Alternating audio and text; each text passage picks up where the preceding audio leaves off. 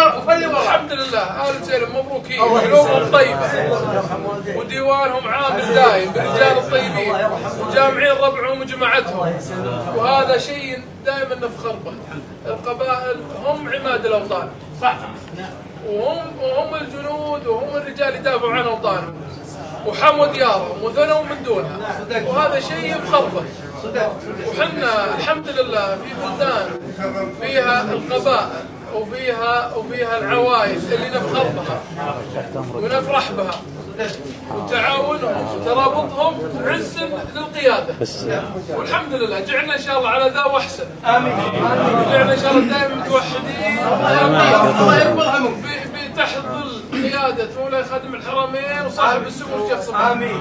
كلهم فيهم البركه.